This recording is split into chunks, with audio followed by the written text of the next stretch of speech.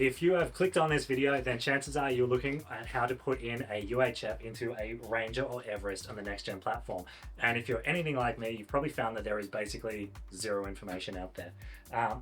And I feel like it's because it's actually so simple. A lot of people don't feel you actually need to know step by step, but that's a little bit confusing when you're trying to actually figure out what you have to do. So we're going to get stuck into this one today. I've learned all the lessons on the black one yesterday. We're going to be putting in the Uniden Xtrak Pro 80 and some of the Pirate Camco bracketry, but step by step really is irrelevant on the actual specifics of it. It's going to be the same type of components, the same type of bracketry, and the same sort of components in the UHF as well. So no matter what brand you're using, whether it's a Uniden or something else, this should be the video that's going to show you how to get communications in your next gen Ranger or Everest. So installing UHF is actually a lot simpler than you think. There's not that many components and there's not actually that much stuff to do, but the very first thing we are going to do is get access to everywhere. So when we get to the next step, we're not fumbling around going back looking for trim removal tools that we've already put away. So first things first, let's get stuck into it. We're going to open the bonnet. A little bit weird on this one. I've got no idea why.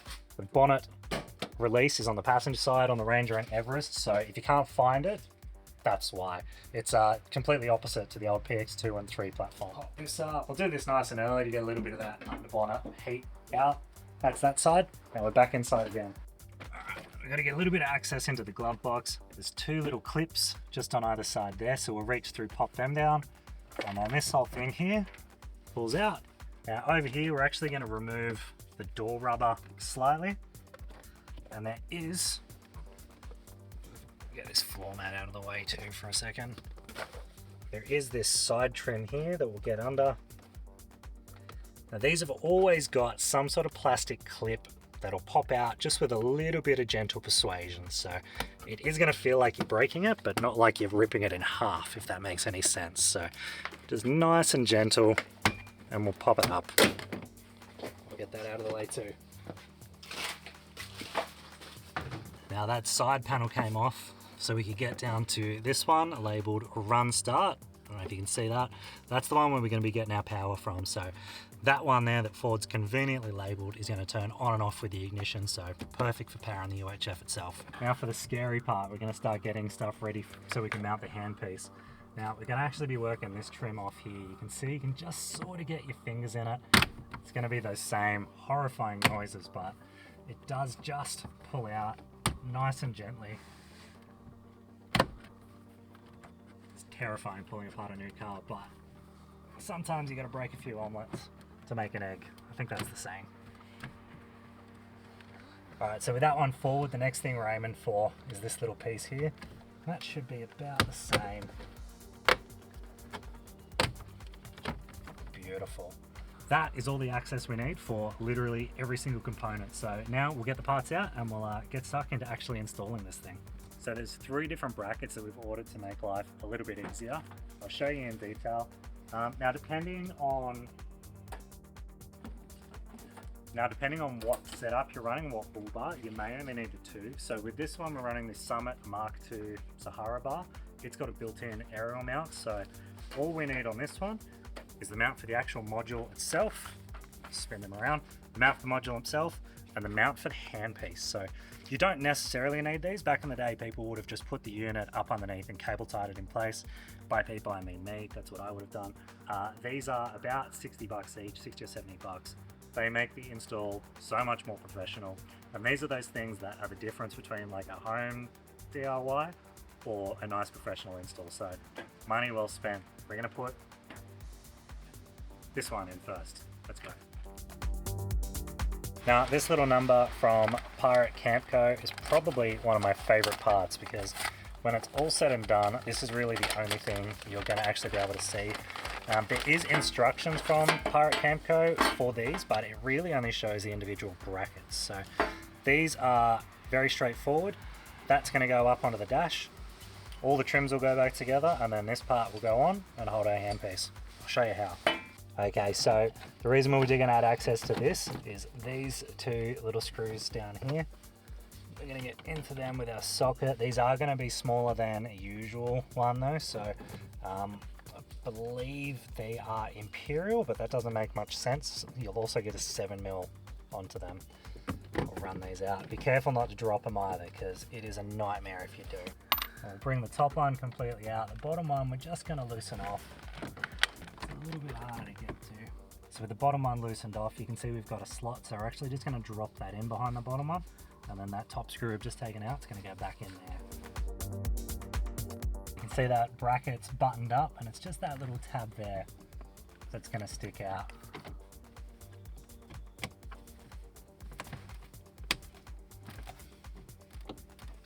There we go, back home. This one will pop on again. Nice and easy. So all we're left is just this little tab sticking out here. And what we'll do, there's a couple of nuts and screws stuck in there. That is just going to mount up on that, and then that gives us our mounting point for our handpiece. So I've done this one just to get the dash sort of back together, and we'll get stuck into some more of the components now. All right, now that all the access has been gained and we've got that tricky to get to bracket, now we're going to actually start running some of the cabling. So we've got our aerial fixed on our mount, that's locked in. We've started running the cabling, and I'm going to show you one of the little Ford things that I absolutely love. So people talk all the time about how they've intentionally designed these easy to modify. There is a plug through the firewall down here, and you don't have to go doing little razor blade holes like you used to back in the day. There's actually a tube going straight through that seals up once the cable's through. So we've got a coat hanger through there, and I'm going to show you a little trick. So you can see that little bend. Now I've made that so this can slip in, and then I can get it all lined up. You see it's got that kick in it as well. So I'll put a little bit of tape on that, and that'll pull through nice and easy. As always, it's a lot easier when you tape from the back. You can see with that coat hanger catching the end of it, it's rock solid, so it's not going to slide off. If I didn't have that, there's every chance that when it got to something hard, the coat hanger would just slip straight through the tape.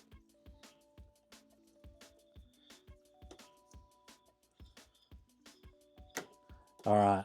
Now, this is a two-person job, so while I do the easy work outside here, it's going to be an assistant sorting me out in there, so go work with him for a minute. Yeah, keep going. It'll be a bit hard, but you got big muscles.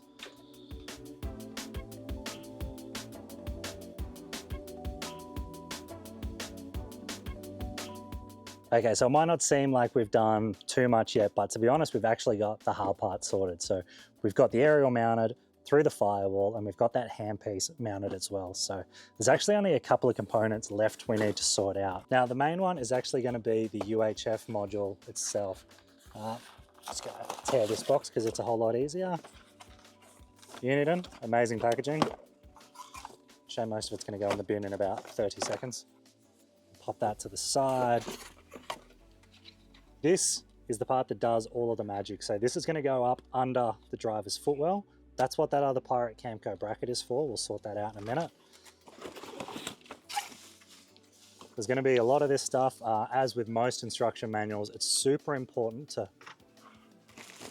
And then lots of bracketry as well. This kit actually comes with a second UHF. So a lot of this is like the aerial for that, battery clips, charger. So ignore all that right now.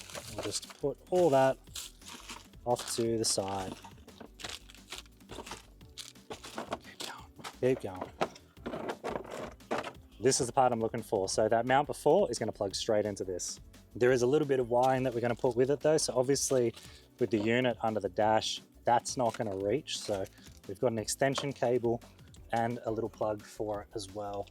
The only other thing that we need, so I'm just digging through piles of stuff, is this sweet little number.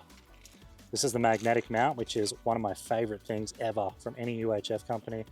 We'll stick that on that bracket, and this, done, easy as. This has got an inbuilt magnet as well, so it should actually just stick straight to the bracket, like so.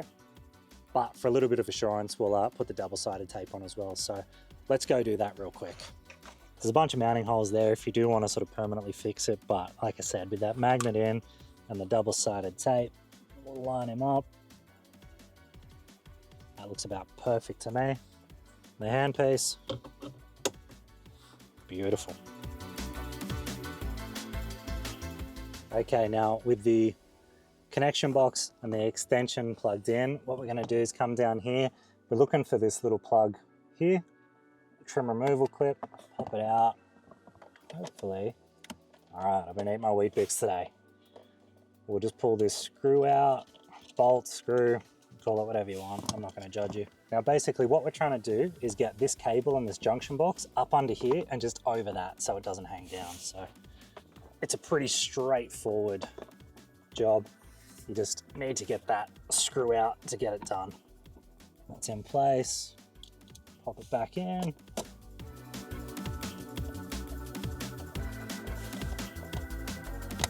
So by putting that junction box in here and bringing it right back here, it just gives us a lot more reach on our mic. If we need to pass it to the passenger, it doesn't feel like you're tugging on it, like if you brought it out up there.